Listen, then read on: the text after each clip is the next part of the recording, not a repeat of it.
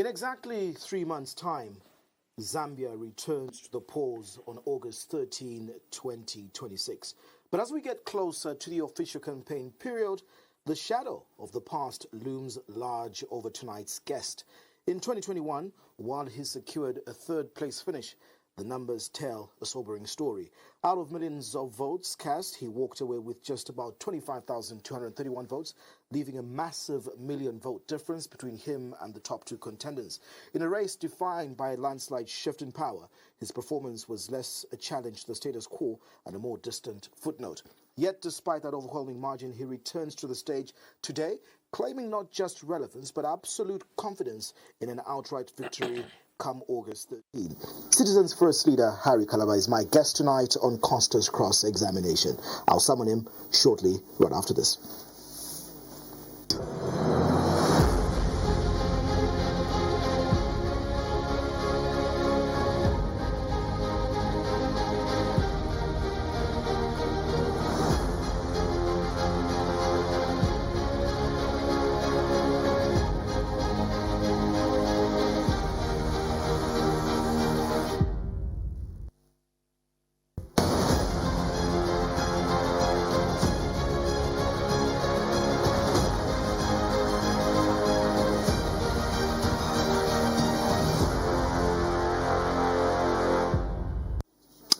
Thank you so much for joining us live on TSTV's channel 271. It's 20 on Go TV. Remember, we are streaming live on Facebook. It's Diamond TV online. President Harry Kalaba of the Citizens First.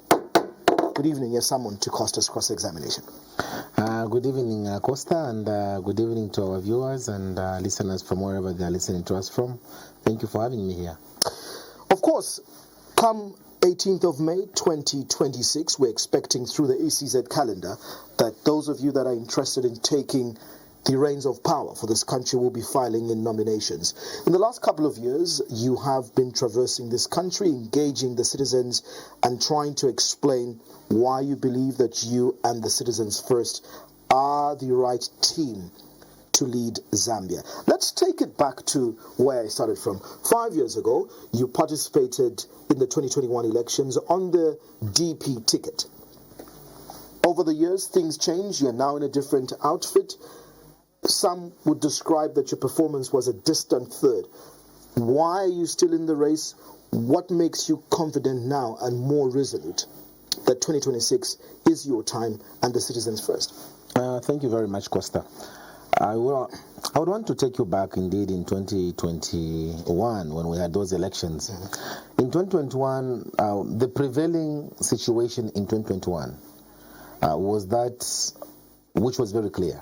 It was to eject the PF from government and bring in another opposition or bring in a different political party. The people scanned the environment and in their own wisdom, they deduced that the only party that could have defeated the UPND at the time, the PF at the time, was the UPND. So what did they do? Most of the people went and supported the UPND in a quest to remove the PF from power. A similar pattern has recurred. Now, people want to eject the UPND out of government. And they're also looking who amongst these contenders could most likely be the one to take the mantle of authority. And that's where the Citizens First becomes very relevant. Because we were there in 2021. And the people looked at us. And most of them told us, wait, we will look at you in 2026. And I always remind them, 2026 has come. You promised us that you will look at us at 2026. This is 2026. So here we are. We have learnt our lessons from the time we had elections in 2021 to where we are today. That is why, Costa, we have never rested as a political party. Despite the turbulences that we have gone through as a party, we have remained consistent. We have remained available to the Zambian people. Mention any district that we have not visited in the last 4 years. We have been there because we've taken our case to the people. We wanted to understand the challenges that our people are going through, so that when we come into government, we are able to tell Kabompo, there is the challenge town center, they need some township roads. a place like Kalomo, I think that's the place where we need to put some agricultural industry in there. So we have come to appreciate the country, its challenges, and the best places or the best industries that we can plant across the country. Granted that you've traversed the country and as you're explaining, you've engaged with citizens, but being a person who's been involved in politics for a long time, you have been Member of Parliament for the people of Bahati, you left that position, and again you've served as Cabinet Minister, and you've served in the opposition. When you talk of 2021, I can also touch briefly on 2016 and a bit of historical elections, come 2011 and so on. When you're going into an election like this one, 3.5 months before an election, one would be able to tell whether this is a two-horse race, as they would call it in politics. What pundits or political or election punditry is showing us right now in terms of even certain, schools of thought, are that President Hichilema right now is being written as an outright win contender with no proper opposition. Why are people writing you off, despite being consistent after 2021 and engaging, that your name is not coming up as a serious contender to the UPND and President Hichilema? Those who play football, Costa, will tell you that football is 90 minutes. And it is true what you say to some extent, that in previous elections, contenders were quickly identified. But each election year comes with its own unique peculiarities. This is a different year. This is not 2016. This is not 2021. This is neither 2011. This is 2026. What are the dynamics of the 2026? In 2026, we have a plethora of political parties that have mushroomed. We have had a political party that should have been, strictly speaking, the second strongest opposition political party, the PF. You've seen what has happened to the Patriotic Front, courtesy of the ruling UPND. The confusion that has erupted in there, the divisions that we see every day. Now, that was never the case in the years that we've been referring to before. We didn't have those new Mingalato, if you want to call them. There was nothing like that. But now you have that. And as a result of that, because many people found themselves in that umbrella, they are still hoping and thinking things are going to settle. And some are beginning to say, no, we can't continue on this trajectory. Yes, there are parties like the Citizens First that have been on the market for some time. There's stability in there. There's consistency in there. Maybe we should start going there, and that's what's happening. So, it is a different ballgame altogether. And I'm not worried, Costa, if you ask me. I'm not worried about this definition of a two-horse race. I'm not worried about that. If you're not worried, in fact, again, I'll tell you that when you look at, for example, what the Economic Intelligence Unit has said, and again, independent scribes, even the strategy in the UPND, President Hichilema himself believes that he will not have it difficult. He will have it easy himself to have an outright win, probably at Member of Parliament. But let me ask you this. When you talk about the new dynamics of 2026,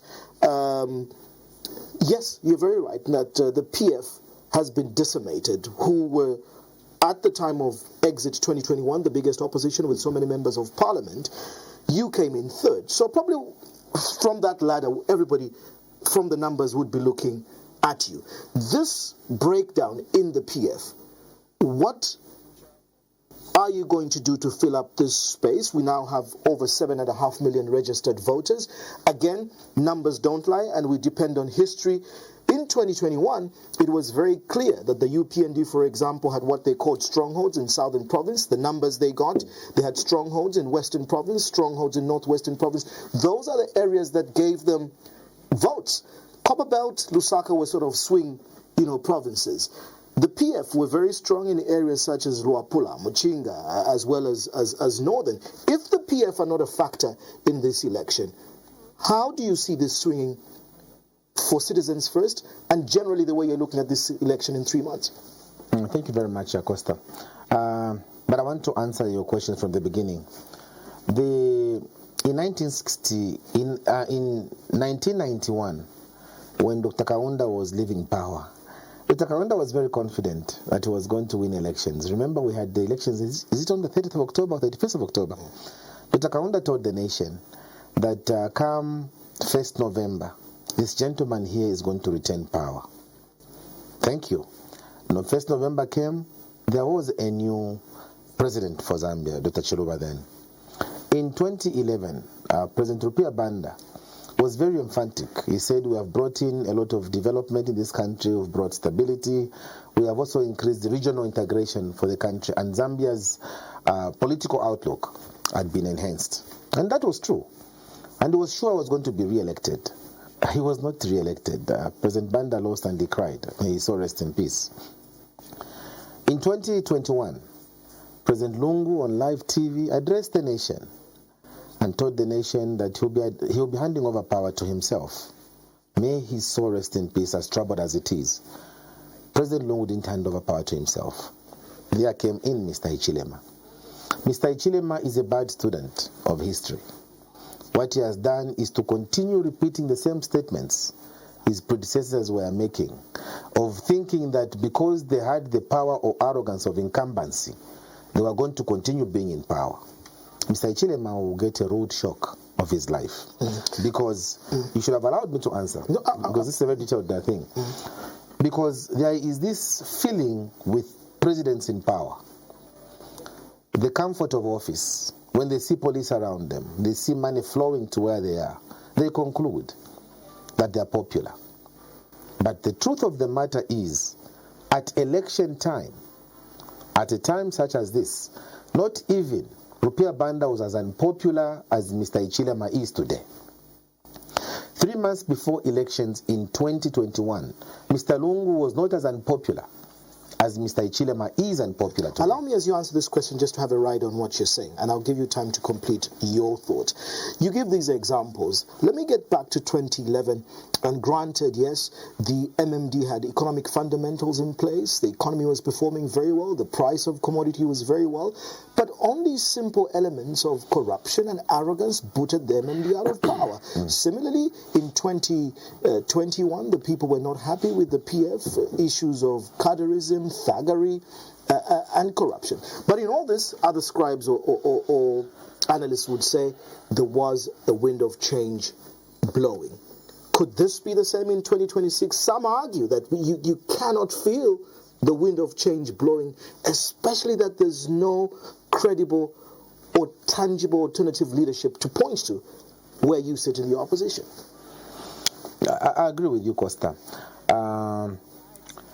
Even in 2011, they were saying that there was no wind of change. In 2021, I saw many colleagues from the ruling party then, the PF, at Mulungushi when I had an encounter with then SG, Davis Muya. He was dancing right there in front of me and telling me that they were going to get back to power. And they were also saying, upper the wind of change, Palamoneka. And at that time, they could not see the wind of change. Even now, one would say that there is no wind of change. But I can tell you, the current is heavy. The wind of change has never been stronger than it is now. Where is it blowing? It is blowing towards where we are seated right now. Yes, you laugh. You will not laugh when you come for the inauguration, Costa. Costa, the amount of corruption we are witnessing in this country is unprecedented. The amount of regionalism that has kicked in our country is unprecedented.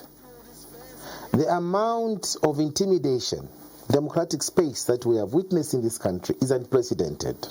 The hatred that we are seeing among its leaders is equally unprecedented. These things are not going unnoticed by Zambians. They are watching them. And as has always been the case, that is why leaders have been misled, because I've always thought the silence by our people is amounting to them agreeing with them that they're doing well. Dr. Kaunda was surprised by the silence. He asked a question in 1991, where were the women? He asked. President Banda in 2011 was shocked to say he could lose in Lusaka. He says, but to the Easterners, President Lungu was shocked that he beat Mr. Hichilema by very few margins in Northern Province, in Luapula Province, areas that you have said were strongholds of the of the PF. The UPND went in there badly because Hichilema was winning, even in areas he should not have been winning. Have you created this base to take up these gaps that you're talking about? And like I said, I'm saying, Costa, Mr. Hichilema was winning in areas where he never campaigned. He never campaigned in Eastern Province. He never campaigned in Northern, in Wapula, in Central. Literally, the guy never campaigned because he was being stopped from campaigning. But the people had already decided. So, to answer your question, the issue of strongholds could have been a factor way back. Not anymore, because the challenges the people of Southern Province are facing are the same challenges the people in Lusaka are facing. The electricity shortages we had in this country, which brought down many businesses across the society, Costa, affected all of us across the divide. Therefore, people have taken note of that, and that is not going to go unpunished, regardless of where you come from, and regardless of what you think is your stronghold. The people will take stock of those actions. So I remain confident myself. I don't have to be camped in Luapula province where I come from. I don't have to camp in Northern or Muchinga so that I can show that these are my strongholds. The strongholds are the areas where suffering is happening, including in Choma. So if I'm getting you correctly, you cannot tell me numbers to say I can confidently say we've got this base, we've got this region, and what you described tonight is that there's a wind of change of a citizen discomfort with the current administration of the UPND. And based on the trend analysis that you've also highlighted from 2011, others would also have heard a school of thought in that the results of a Zambian election is that the Zambian people know who to vote out, not necessarily who to vote in. So it's not that then as a but they do know. It's not that then as a party tonight you're confident that you're giving a message as an alternative that people would say these are the right team to get out of this mess. You're just riding on the fact that the Zambians are incensed and want the UPND out. An election. So it's a sheer luck vote. No. An election, Costa, is like an exam. No matter how well you have read your paper or you have studied your thesis, when it comes to writing, you are not always sure because something might just happen. It's the same with the election that we have. We have done our part as citizens first. And even as I speak to you today, speaking to this audience looking at us, I am supremely confident that the citizens first is the alternative for this country. Because our consistency, our longevity on the market, our stability as a political party speak to those indicators. Now, for me to tell you with certainty that yes, we are going to have this percentage in Wapula province, we'll have this percentage in, because why can't you confidently tell us that 3.5 months before an election, as a serious party, as a party that has been on the ground the last 4 years? I can tell you with certainty that the Citizens First is on its way to victory. The Citizens First is doing extremely, extremely well. But to give you specific numbers, that we'll get this in Southern Province, we'll get that in Wapula Province, it's a bit difficult because that requires empirical evidence. And the only empirical evidence we have is an election. And you're not doing any exit polls to where your popularity... Exit polls must be done by people like yourselves. Through your structures? I mean, I know that I'm talking to somebody who was in the United States of America, was understood these exit polls, working with the CNN at some point. Costa, you've done that. The Democrats or the Republicans don't do their own exit polls. Exit polls, I mean, I can't be the judge and the jury at the same time. Exit polls are done by independent people. Are your bases strong? Is the Citizens First ready 3.5 months before this election? What constitutes a party to be ready, Costa, is the preparation towards an election. We had our convention in 2024. We went ahead to elect provincial leaders in all the provinces and district officials. We have gone ahead again to ensure that our mobilization across the country is done. We have also gone ahead to advertise for the positions that are coming up. We have also gone ahead to ensure that our papers with the Registry of Societies are in place. So when you put all this, it's an amalgamation of various events that lead to a political party being ready. And yes, the Citizens First is extremely ready. Let me delve deeper into this readiness, because the 2026 election brings about a lot of legal changes. Legal changes in that we just amended our constitution now that brings about a number of different electoral processes. We had the 50%, or we have the 50% plus one majority vote at presidential level. Now at parliamentary level, we've brought in two different electoral systems. We've got a first past the post and a mixed proportional representation for 40 seats. Furthermore, last week, or is it 2 weeks ago, we just experienced an extra 70 constituencies added from the 156. We're now talking 226, which means more people needed for you as political parties to field. It means more financial burden for you to campaign in these places. As all this is happening, voter registration has already happened, and for this to work, especially the mixed proportional representation electoral system, the Electoral Commission of Zambia needs an enactment of the new electoral process bill to be law for this election to happen, and Parliament only has 2 weeks before it collapses, dissolves. Yeah. What do all these dynamics mean for you as an opposition party? It's a lack of leadership from our colleagues who are in government. Because, again, just like you are saying, the people don't know what to say at a time like this, because there are certain things that should not be happening now. 3 months and a half before the elections, we should not be having an electoral process bill being discussed in Parliament has not even done its second reading. Maybe it's at committee stage now.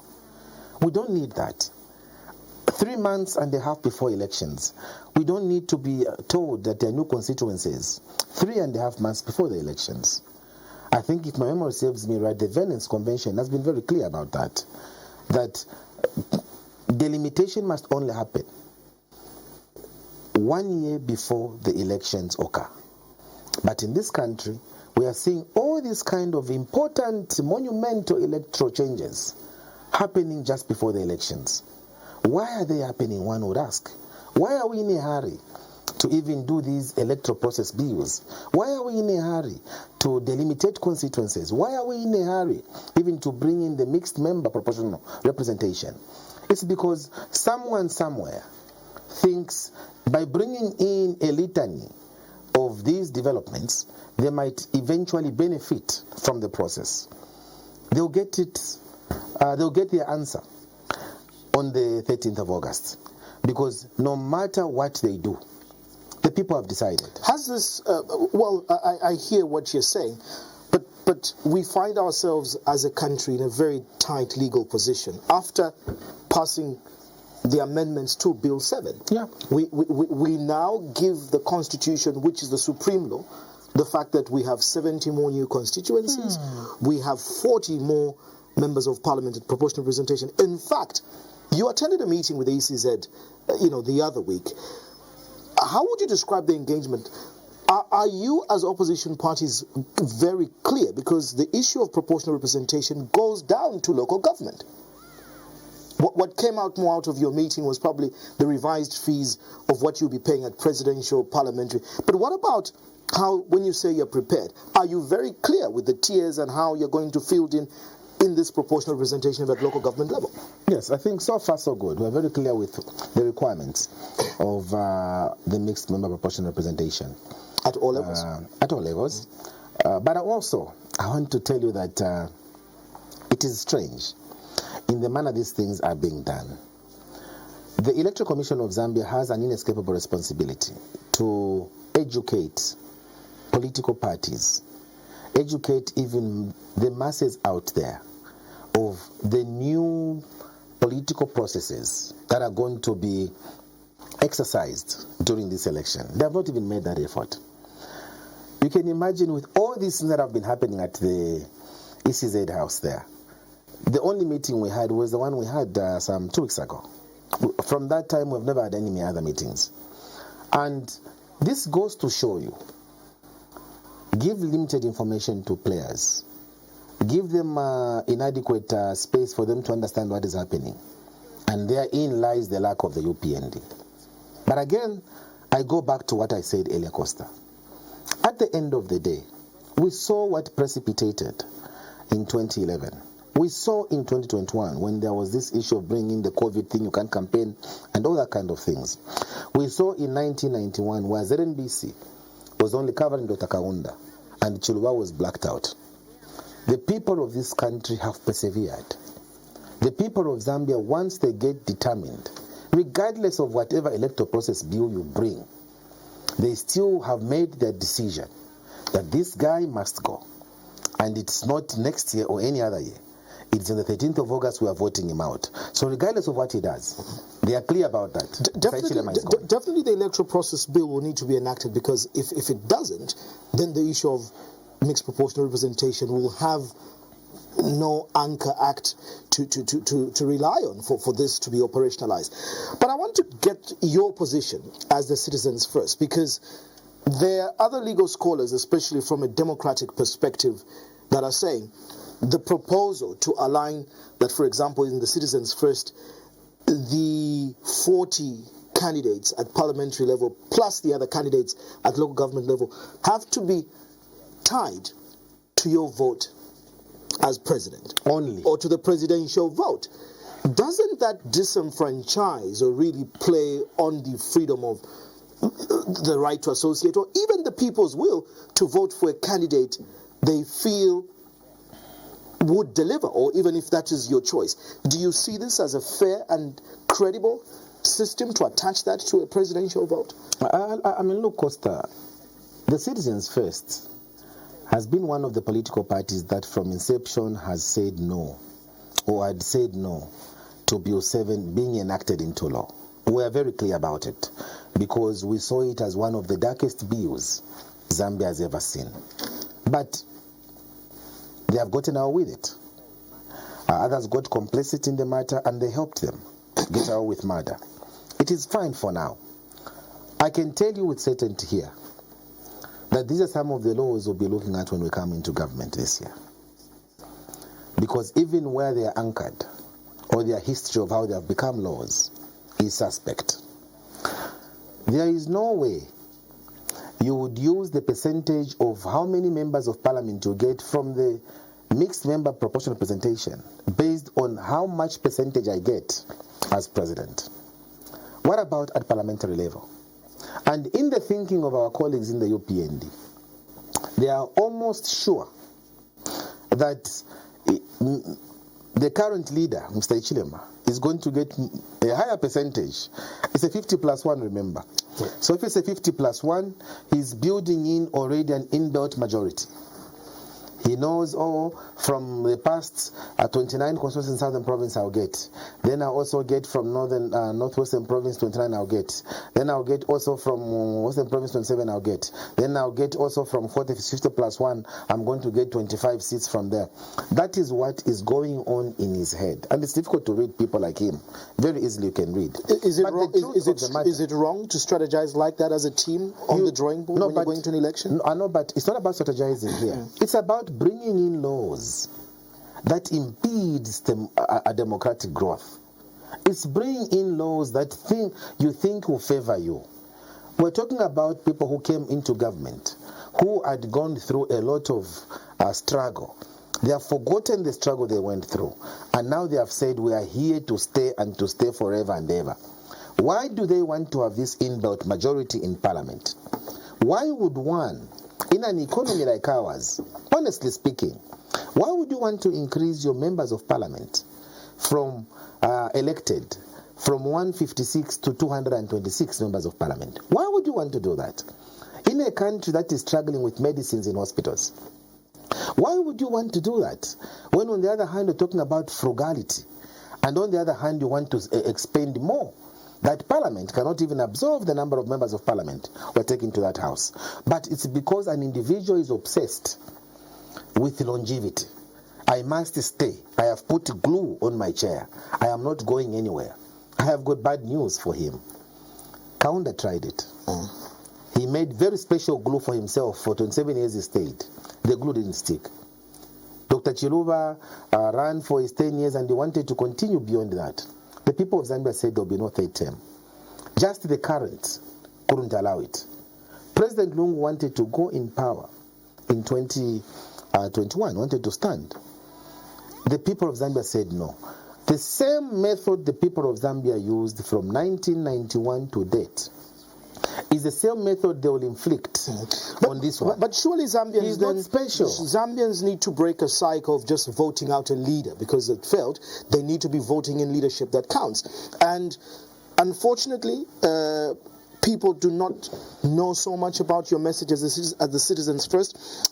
I'm happy that I'm looking at your manifesto for 2026 to 2031. You highlight on some of the things you believe are the key challenges right now. You believe that the high cost of living and there's high cost of living and increasing poverty, energy crisis. This is according to your ranking.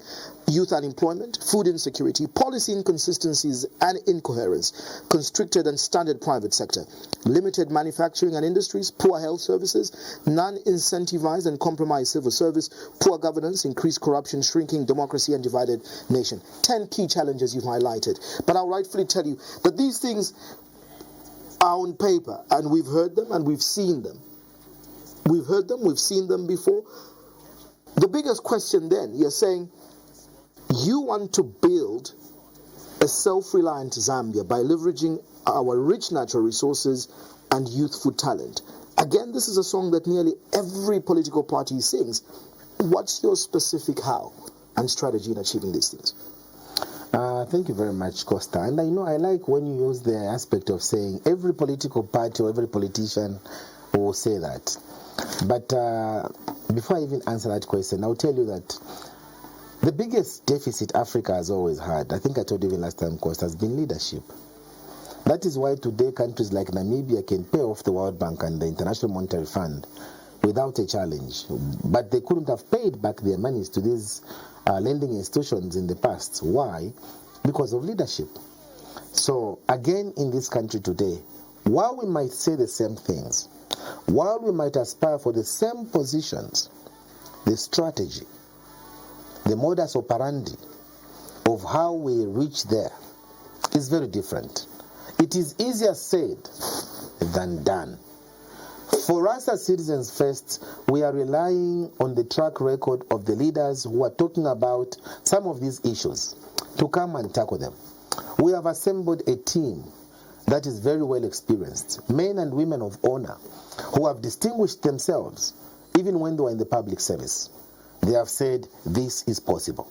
The how of how we can have citizens, youths, get incorporated, get entangled into the economic emancipation of their own country is what Citizens First has insisted on.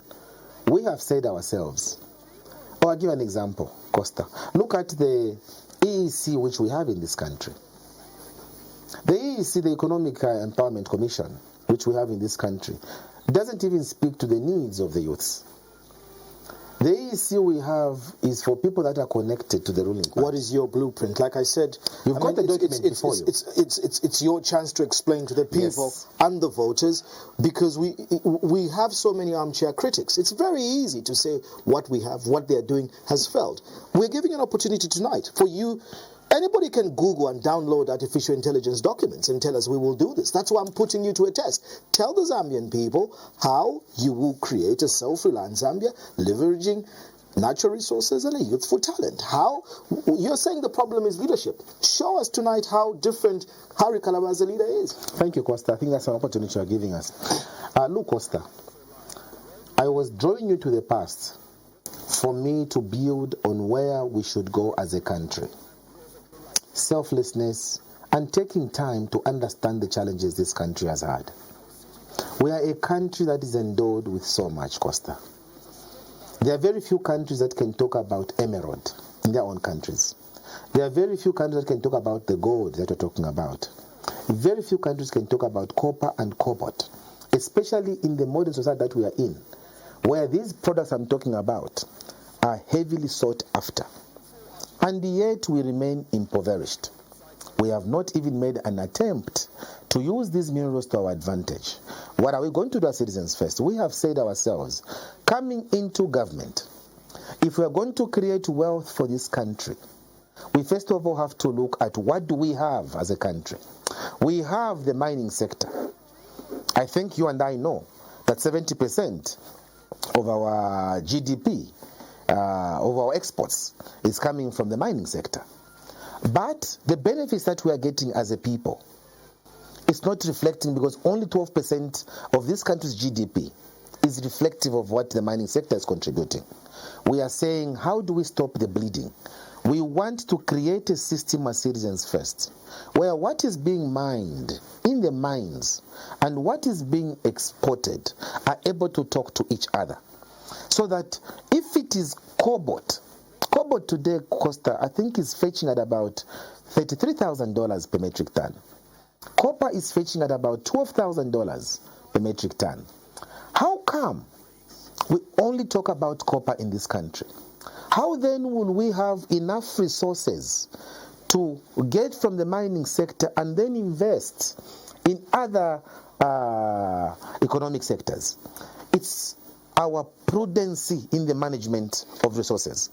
It's our frugality in the management of those resources. I'm on page 25 of your manifesto, and in mining you're talking about 1, you want to reintroduce windfall tax; 2, assign and place appropriate value on our natural resources; 3, depoliticize mineral development and exploitation, e.g. gold, sugilite and emeralds; 4, introduce equitable tax regime without segregative nor making taxes to be punitive; 5, establish processing plants in the regions where minerals are mined; 6, endeavor to process locally or precious and semi-precious minerals mined in Zambia; 7, ensure that auction of precious minerals such as polished emeralds take place within Zambia; 8, enhance assessment, monitoring and evaluation of all minerals for the export market and ensure it correlates with tax requirements. There's about 12 things. Strengthen the role of ZCMIH and make it run autonomously and independent.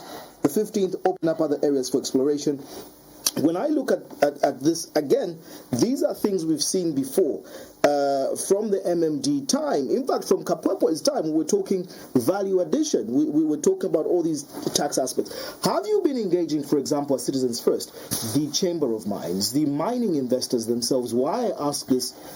We as Africa's second largest copper producing country, Congo, that is war-torn, has surpassed us in the last couple of years for one reason only: policy inconsistency. So when you're coming in, you're again going to say you're going to change policy.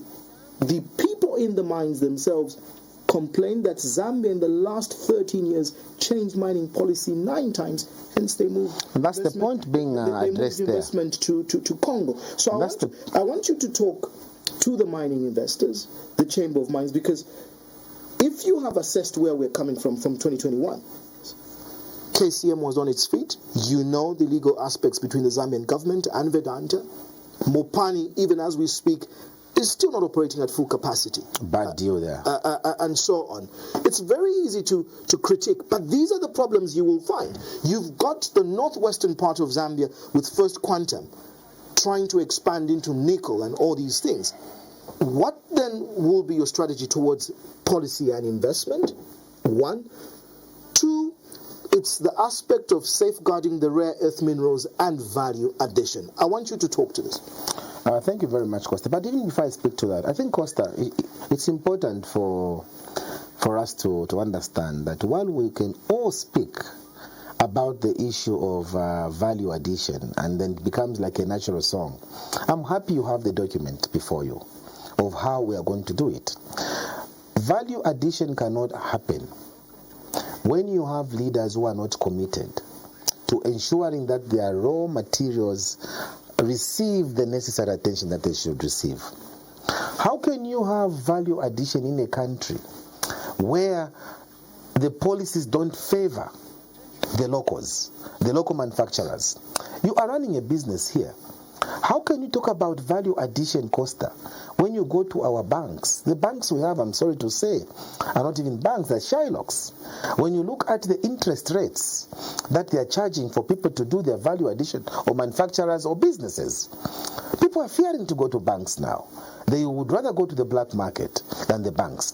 These are issues that a government that is responsible, a government that wants its citizens to make progress, we'll look at intensely. So give us the blueprint, because again, I'll keep on telling you that I've interviewed you so often, I've challenged you on presidential debates. Just like you're saying you need a leadership that is serious, you're still not telling me how, because I've heard this story from Mwanawasa's time to Sata's time. Don't you know as a country, don't you know as leaders that it's high time we did value addition? Serious countries. I was giving you an example before this interview. Uganda, Kenya, have passed a law that says no raw materials will be exported out. In the case of Uganda, for example, President Museveni made that law.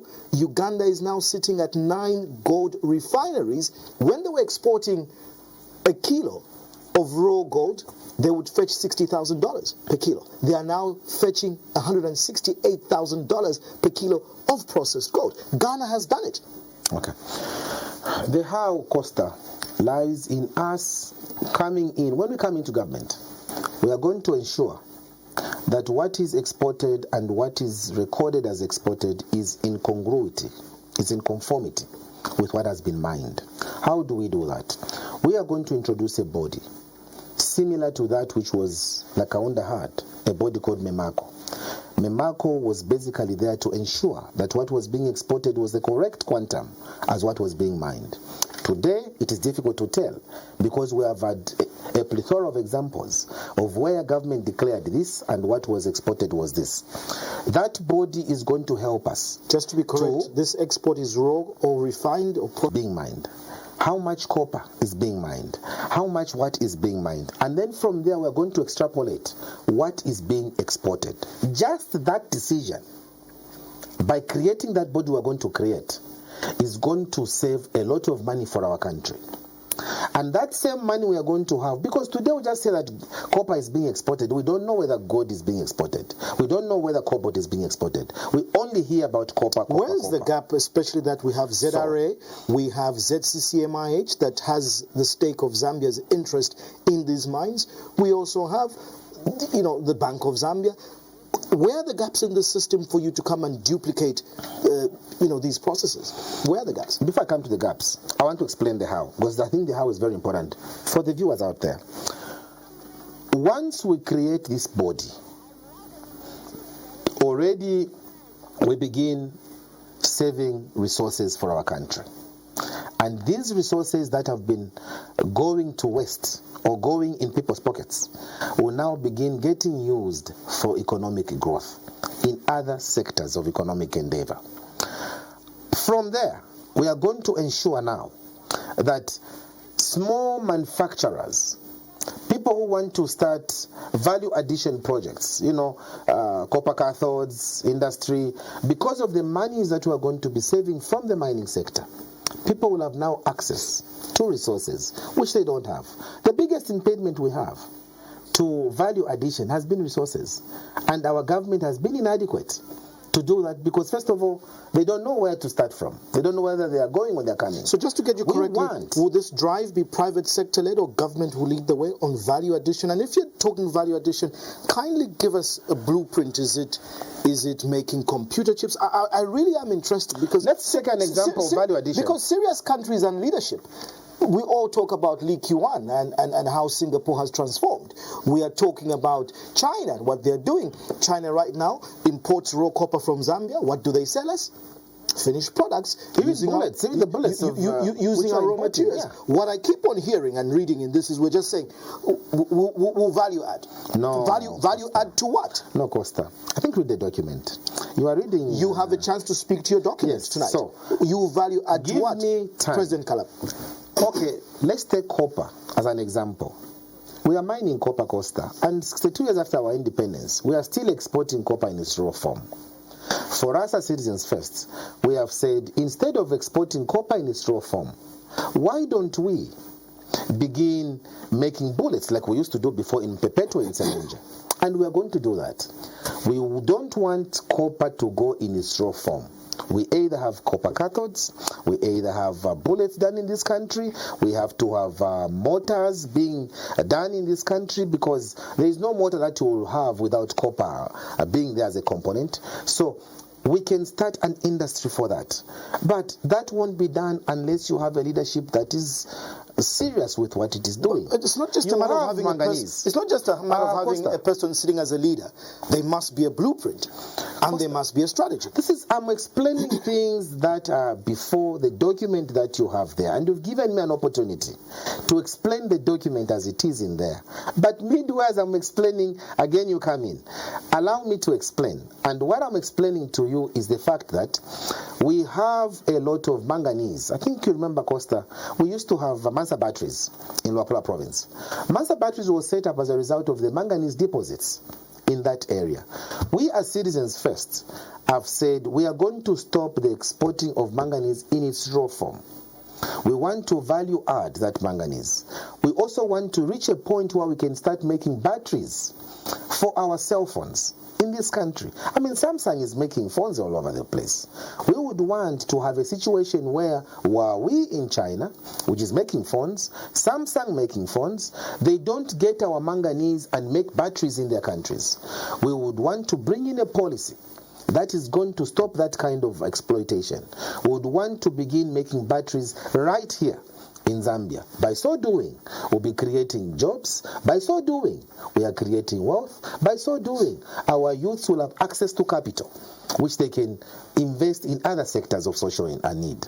So that is how the how will happen. The how lies on the policy. I want to further, expand on the issue of mining. You've spoken about copper and your intention to want to produce bullets and cathodes and cables. You've spoken about manganese and your issue wanting to produce batteries and probably, cell phone batteries. The global geopolitics now have shifted very dramatically with the coming of the Trump administration. There's tariff wars all over between America and China. There's now this war between America, Israel, and Iran. The war up in Ukraine and Russia is still happening. A number of import commodities are affected, especially for Africa, and Zambia is part of this. Petrol or fuel, first of all, has hit us. Fertilizer comes in. Different countries are now positioning themselves. The Africa Finance Corporation just met. You have global big industrialized, African powerhouses on the continent, like the Dangote group of companies, talking about setting up refineries now to start supplying, Africa. The East African community, Tanzania, Kenya, Uganda, are setting up on the Costa port of Tanga in Tanzania a refinery which they will contribute and run, a pipeline. When I listened to Aliko Dangote and President Ruto and President Museveni said these words: when you're a landlocked or land-linked country, it becomes difficult for you to have internal policies if they do not align with those of coastal countries. Do you have in your manifesto a self-sufficient and futuristic sustainable plan in terms of energy sufficiency, especially what we're seeing in the fuel aspect? If the Strait of Hormuz was closed, if we don't have anywhere to import from, where do we run to in terms of fuel sufficiency? What's your blueprint? Thank you very much. And Costa, the goodness with all these geopolitics, as you are putting it, is that through our country, Zambia, I was privileged to be Foreign Affairs Minister. And I think nobody understands these matters as well as I do. And I'm privileged again to be at the helm of the Citizens First. Despite being part of the geopolitics, every country, remember, remains a sovereign country, and that every country uses its advantages to its own well-being. And Zambia is not an exception. For Zambia's economy to grow, we'll have to depend on the 8 countries surrounding us. We use our regional affiliates or affiliated membership to SADC, COMESA, the Great Lakes region, even the African Union, if you want to put it. I remember being Foreign Affairs Minister, Costa, and there was the project of creating the Great Inga Dam. I think you know about it, in the DRC Congo. Because of the energy deficits in Africa, they thought that if we have a dam like the Great Inga Dam, which could generate so much megawatts, Africa would then be able to produce for its own. But that doesn't stop individual countries from having their own plans. And for the CF, in our blueprint here, it is telling you that we have already identified the challenge of energy as being core to even the value addition you and I are talking about here. What have we said? We have said what we need to do now when we come into government in order to stop the carelessness with which the Zambian people were subjected to a situation where they stayed for 3.5 hours in darkness. We have said we cannot only continue relying on hydropower. We have gone ahead to suggest that a nuclear power plant facility will have to be put in place. And I can tell you that when I was Foreign Affairs Minister, I did travel to Moscow with the late Musiska. There is a power plant facility which should have started in Chongwe. It has gone to bed. The Citizens First has said in its blueprint here that we are going to revitalize that. We would want that to come in so that energy deficits should be a thing of the past. Coming to the issue of that's one thing. Just to write on the nuclear, world over, nuclear power is considered highly complex and sensitive. Not many countries, first of all, are endowed with it, but it's a huge complex aspect in terms of safety and all that.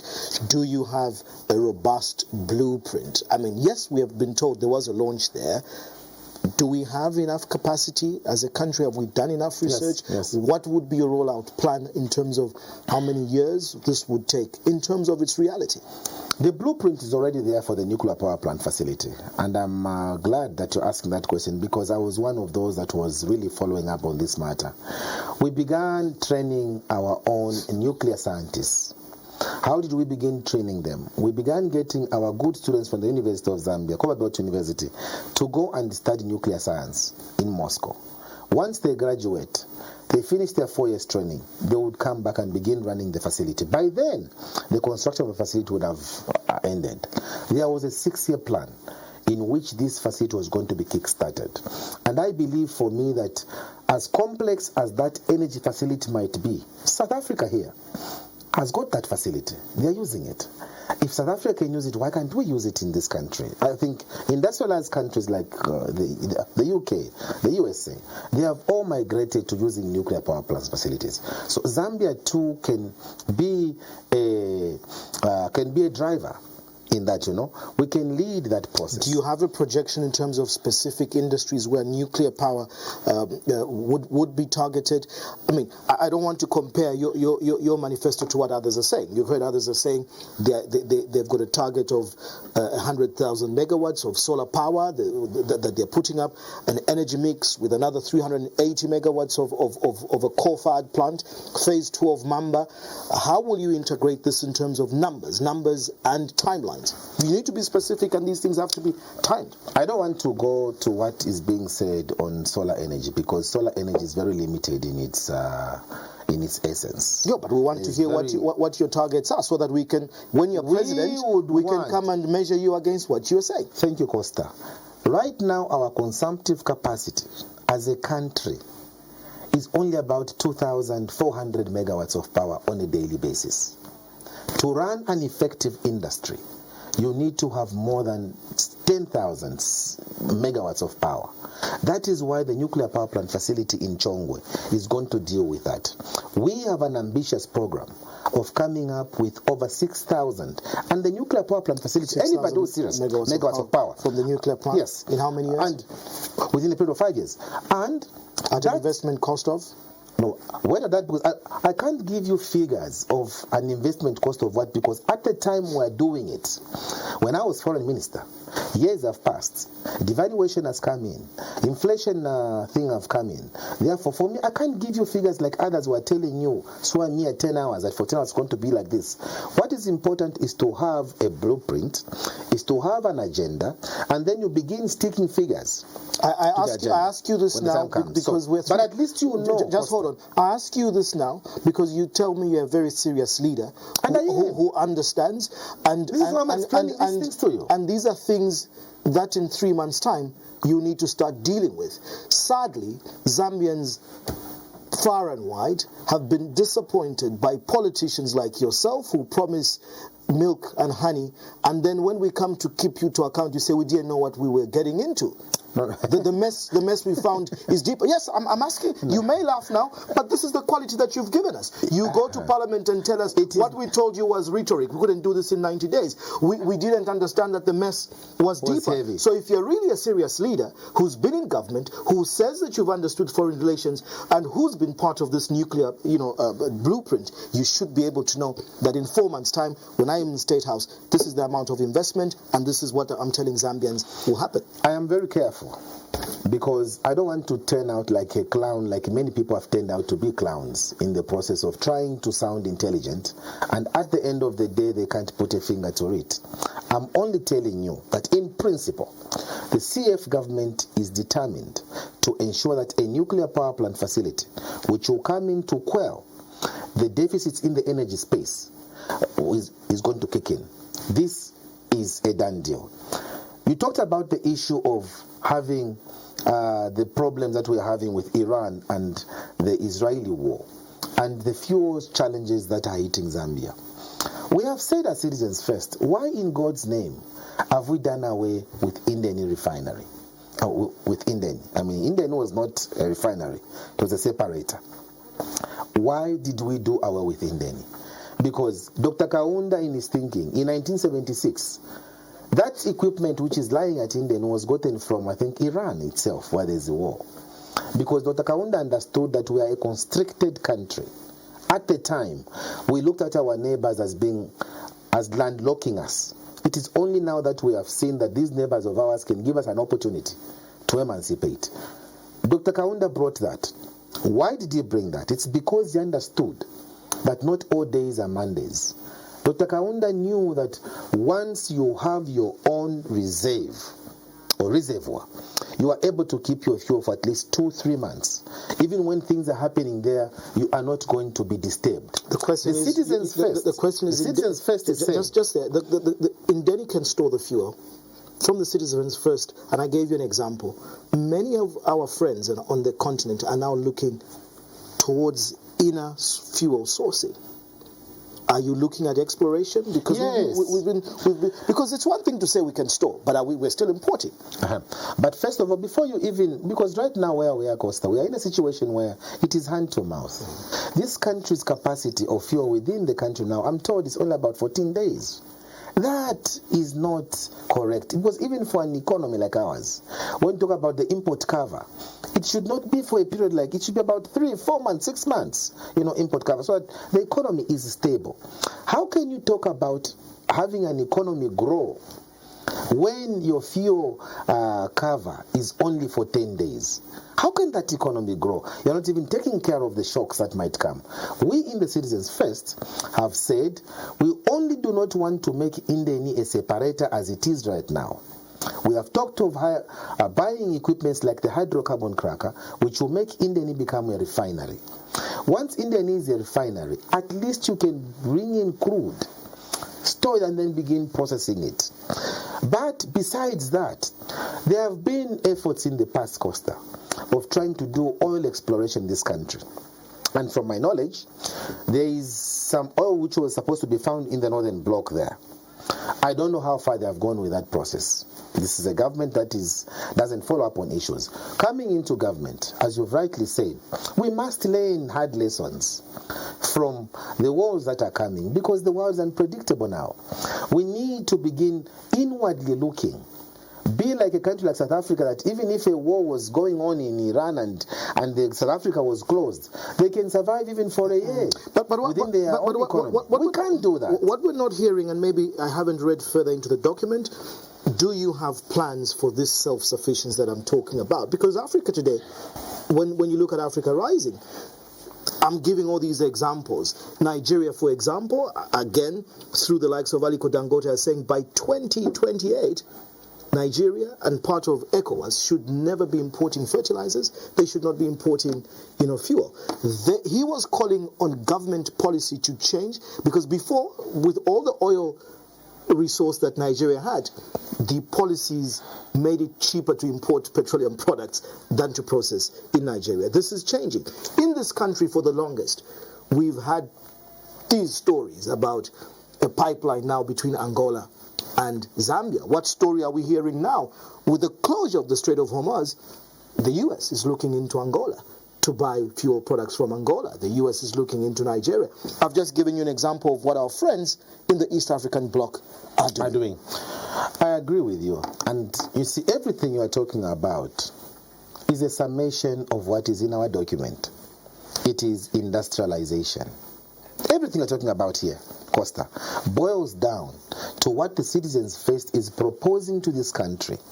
Let us industrialize our own country. Because if you start talking about having your own fertilizer production, fertilizer will not come. Because fertilizer becomes a byproduct of that same crude oil we want to discover in this country.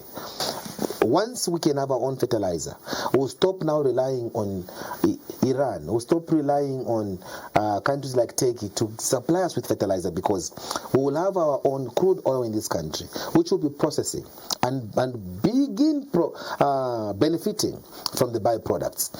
We in the Citizens First are saying that is something that Zambia should even have been doing by now, because Dr. Kaunda established what you and I know, the nitrogen chemicals of Zambia. It was basically talking about what Aliko Dangote is today doing in Nigeria. Would you support, if you came into government, efforts right now being made by United Capital Fertilizer, who have got now the biggest fertilizer production blending plant in the country and exporting? Look, United Capital Fertilizer's modus operandi is different from the way nitrogen chemicals of Zambia was operating, because United Capital Fertilizer is not helping the FISIP program. We need to have a process. We need to have a quasi-government institution that is able to help produce that fertilizer, which fertilizer is going to go to help our farmers through the Farmer Input Support Program. That one is a purely commercial thing. It's got nothing to do with farmers growing and graduating from small scale to commercial scale. It's got nothing to do with that. What the Citizens First wants to see is that blueprint which the NCZ was running on. And we can do that even now. But deliberately the authorities have ignored NCZ. If that blueprint was working, why did NCZ collapse? Because of greed. Again, it comes back to leaders. So what is the CF blueprint? I mean, we've heard this, recapitalization. People have sat on this table telling me we need only $5 million, or we need this amount of money. So what are you saying towards, agriculture? You recapitalize NCZ, but I'm happy you've touched on FISP as well. For the longest, since the MMD, this has been one of the biggest corrupt schemes in terms of throwing inputs of fertilizer and heavily politicized. This graduation that you talk about in the last 25 years has not happened. And in fact, can you give numbers, whether under MMD or PF, that so many farmers graduated from 1 million? These have graduated. We're now taking up another 1 million from FISP. And Costa, again, I will draw you to one simple question of what you are saying. That frustration of farmers failing to graduate from being small scale to commercial scale or even middle scale farmers has never arrived. Why hasn't it arrived? Because the Farmer Input Support Program has become a bottomless pit. It has become a cash cow, where politicians and crooked people have found a way to get monies using that process. Ghost farmers are finding themselves. But this is what you're saying. You want to bring back NCZ and support FISP. Bringing back NCZ does not mean that we are bringing back ghost farmers. I'm telling you these things because we understand why the challenge lies. Will FISP continue under CF? The Farmer Input Support Program is critical for food security. We are a country that should be feeding our region. We are a country that should be able to take our small-scale farmers seriously. And yet we don't even talk about recruitment of agriculture extension officers. We in the Citizens First have said we are going to deal with those bottlenecks. We have identified them already. Which are? We know the bottlenecks of corruption, like in the Farmer Input Support Program. Why we can't have people graduating from small scale? Because there must be targets. We are going to set targets. If a farmer cannot meet these targets, government has given you these inputs. We expect a particular yield, especially that you are growing on a particular land like this. Unless something unexpected happens, if nothing unexpected happens within the confinement of what we have agreed, you don't deliver, you are knocked out. The UPND have set a target of 10 million metric tons. What would your target be? That's for maize, actually. Look, first of all, Costa, I would be very hesitant to talk about the 10 million metric tons that is being talked about by the UPND. I would be very hesitant because how many farmers, in order for us to talk about food security, is first of all to understand how many metric tons do we need to feed our country. About 3 million metric tons. FRA is there. It's for strategic reserves. I think FRA's capacity does not even reach that amount. And yet, our colleagues in the UPND, who are even failing to provide fertilizer to farmers, are able to talk about 10 million metric tons. How will you even achieve that if you don't even know farmer? You don't even have a database of farmers who are growing what? So if they are failing, what is your target? For maize production? In a year? Costa, we can't give maize production in 2027 farming season before we understand at the time we'll be taking office. That's how a government operates. Let me just explain this. You can only talk about the exact quantum at the time you come and see the need of a country. Then you are going to extrapolate. You've already established the need. You've told me we need 3 million metric tons. No, I'm saying, oh yes, you're right. You've already that the country requires that. So if people talk about the 10 million metric tons, which are saying that they're going to be producing, when they can't even create fertilizers in our country, when even that 3 million metric tons, when they reach it, they are busy selling to countries, and then they start crying drought. This is the mismanagement that the citizens first in government is going to cure. What is your blueprint from this manifesto of how you harmonize the agriculture sector? You're saying you're hesitant in giving targets, but you want to grow it. You want to grow the energy sector and move from hydro. Issues around climate. Not move from hydro. We want to diversify. Yeah, so you want to diversify. To other energy. Issues of climate change are before us. We are party to the Kyoto Protocol. I was Minister of Environment. Many countries assent to so many commitments and you turn thereafter. When you signed this Kyoto Protocol, there were commitments of at least not less than 10% towards annual national budgets. Our budget contribution towards environmental and climate change issues is below 1%. Look, first of all, for me, before I talk about our contribution to the climate issues as the Kyoto Protocol might have envisaged, is first of all to look at what is Zambia receiving itself from the Climate Adaptation Fund, which should be coming from heavy pollutants of the world. We're talking about China, we're talking about the US, we're talking about the industrialized Europe. How much are they contributing? Because when you look at that fund, it will then tell you why Zambia is having difficulties maybe of even contribution to climate change, because right now this country is getting devastated right, left and center, and we have not taken advantage of the environment that we have to enhance ourselves. My two final questions, I'll go back to mining, and I said I would expand on this. We are sitting at a cusp. It is ourselves as Zambia and the Democratic Republic of Congo as the only two countries under the sun of the earth to have so-called rare earth minerals, your lithium, your nickel, your cobalt, that are very key in the next electronic motor vehicle production towards the solutions to climate change, very key when it comes to ICTs, very key when it comes to issues of robotics and artificial intelligence. We saw that the presidents of DRC and Zambia were trying to sign something under the Biden administration. We've heard of talks through commerce about PPPs with China and other players to have battery manufacturing plants and so on. This is a huge global issue where everybody is looking at Congo and Zambia. Our friends in the Congo seem to be more organized with what they're doing. Again, I ask, what is the blueprint? Because this is a generational opportunity. For the next 100 to 200 years, posterity will judge leadership in terms of how we target this. I haven't seen anything on AI in here, in your manifesto. I think check well. What if I haven't, tell us tonight. Check well. Tell us, what is your policy and strategy towards aspects of these metals and how you target artificial intelligence for development and job creation for young people? You see, the CF is very advanced. That's why I was saying you should read our document, but thank you, I'm here. Look, issues of rare earth minerals is something that the CF had already anticipated would come. In the next 20 years, I was still Foreign Affairs Minister by then actually, when they announced that Europe was moving away from having vehicles that were propelled by diesel and petrol. They will go electric vehicles. I think, is it by 2035, 2040 there? In the next 15 years now, they are going to migrate away from diesel and petrol to electric vehicles. And one of the major components of those is cobalt.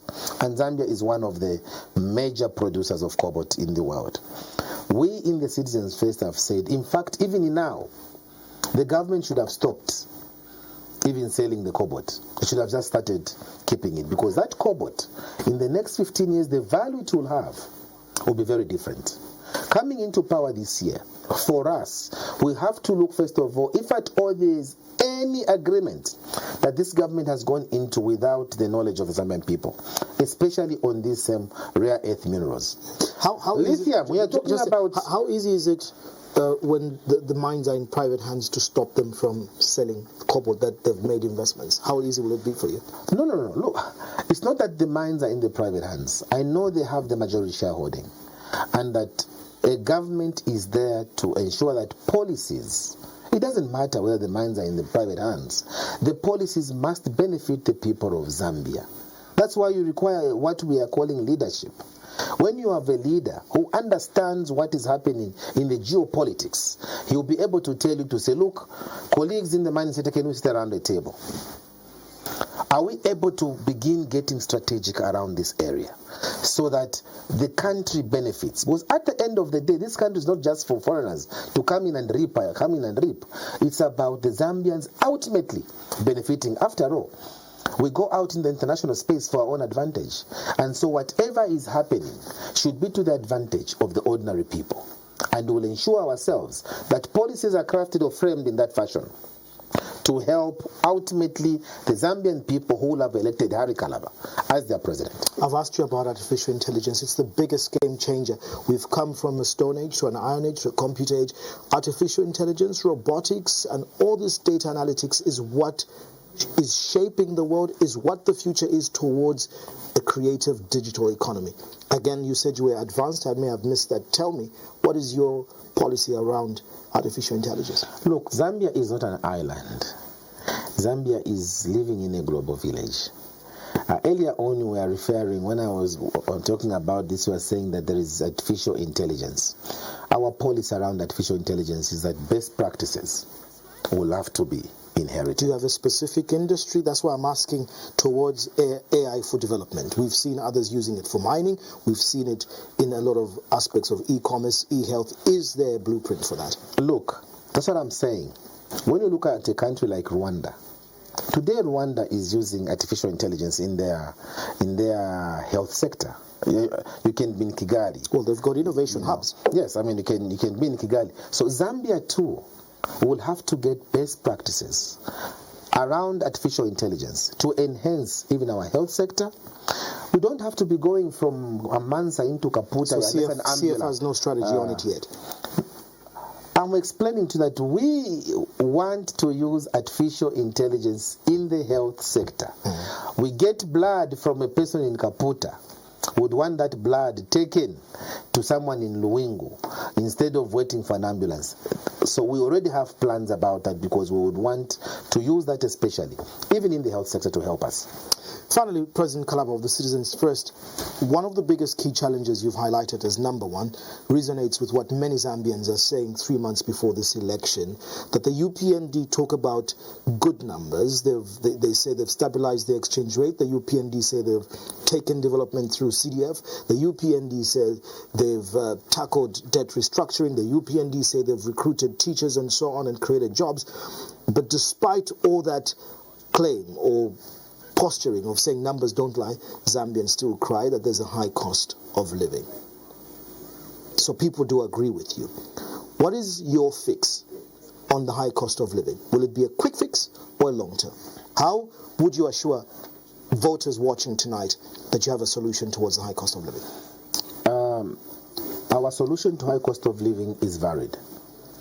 One, we in the CF have identified the gaps that for as long as people do not have stable employment, it will be difficult for them to beat that high cost of living. Zambians themselves, as you've seen, Costa, have been going all over the place, going to Mufumbwe there to go and start trying to get artisanal mining licenses, and they have failed. We want to make processes like getting an artisanal license, the bureaucratic process, the red tape. We want to limit that so that a person who is in Mufumbwe does not even have to travel to Lusaka or Kitwe to go and get the artisanal license. They'll be able to get it right there in Mufumbwe. So Cadastre Department will have to move and go in those areas. Once somebody begins earning, they have got the power of expenditure. Already they are able to fight the cost of living. That is one. Secondly, we in the Citizens First have said we want to deal with issues of energy, because energy contributes too much to the high cost of living. Why in God's name can we be having fuel only for 2 weeks in a country? But if we had a reservoir like Indeni, or any other plant if you want, which is there, it would be easy for Zambians to plan. This issue of having fuel adjustments every month, and depending on wars in Iran and Iraq, we're always watching TV for us to understand whether there is... How can the cost of living be beaten like that? Because you don't know what tomorrow brings. We are going to bring in stability by ensuring that at least for 3-4 months, Zambians can plan. While they are planning, they are busy working. We want to give incentives to our local people, as opposed to what we are seeing today. Today, incentives are given to outsiders. 5 years tax holidays. Those things are not helping the local people in this country. So they still continue facing high cost of living, while foreigners are benefiting from their own sweat. So those issues will be managed by ourselves, so that the energy space is managed properly, the employment space is managed properly, and the investment space, especially in the mining sector, is managed properly. Once people have got capacity to spend, they are liberated. Finally, President Kalaba, we've got very few weeks before August 13th. We've heard of campaign themes and slogans, of a new dawn and people fixing it, of more money in people's pockets and lower taxes. Looking into the camera and speaking to the Zambians, what is Harry Kalaba's message in 3 words? Hope is coming to Zambia. I understand the challenges that are happening in our country. All this has been as a result of having a leadership that has prioritized outsiders, that has prioritized their friends in their own working space at the expense of you, the marketeers, you, the bus drivers, you, the farmers. You have never been their priority. The Citizens First is taking this burden upon itself to ensure that come August 13th, when you change that government and bring in a new leadership that is sensitive to farmers, that you need to get the correct fertilizer for you to produce. I'll ask you for 3 words. This will be an opportunity for you, as we come in as Citizens First, to ensure that your farming community begins receiving the correct fertilizer. Sorry, because it's an opportunity in a lifetime. No, I asked you for what your slogan is, in summary. In summary, don't worry. Hope is coming to Zambia. Thank you so much. This platform is there to provide a test, to vet, and to go into detail on what the blueprints are. The Citizens First and their presidential candidate, Harry Kalaba, are saying they're tackling 10 challenges, and they've given us a blueprint from 2026 to 2031. Access it on their website, and obviously look out for it on other social platforms. Engage with them on many other platforms, radio, TV, as well as online. Ours is to put them to the test and interrogate. Yours is to choose and really digest whether this is the alternative you're looking for come August 13, 2026. Thank you so much. We'll keep counting down on Costa and Diamond TV Online. Harry Kalaba, cross-examination is adjourned. Thank you. Thank you so much, Costa, for having me. Thank you. Thank you. Good night.